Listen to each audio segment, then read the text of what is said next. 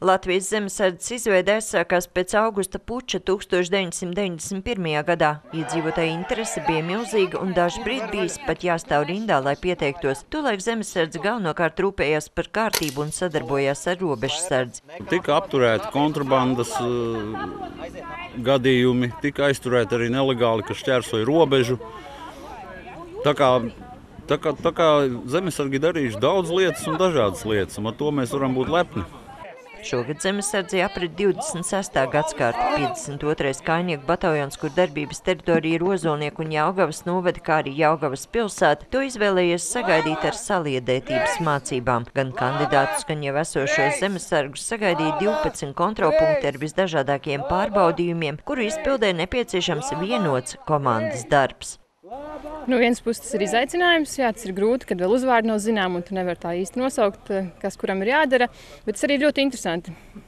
Bet tā saliedēšanās notiek tāds lielāks lēciens ir no tikko nezināmiem, jau, es domāju, dienas beigās mēs jau būsim laba komanda un gatavi doties uzdevumos. 52. kājnieku bataljons gadā uzņemot ap 50 jauno zemesargu. Ar to pietiekot, lai nodrošinātu nepieciešamos 450 zemesargus bataljonā, tomēr arī gadu daudz zemesardzi arī atstājot, bet atrast nolikumam atbilstoši jauno maiņu nemaz nesot tik viegli. Derīgi mums ir visi, bet ir birokrātiskas procedūras, kā medicīnas pārbauda, un dažs zemesargam ir jābūt arī ar zinām reputāciju, viņš nedrīkst būt sodīts. Tā birokrātiskā procedūra ir nedaudz ilgāka palikusi šobrīd.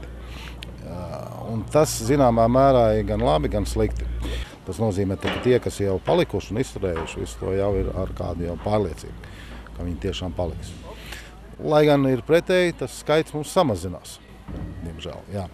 Šobrīd Latvijas zemesardzē ir 7959 cilvēki, no tiem 2016. gadā uzņemti 981, bet šā gada 8 mēnešos 595.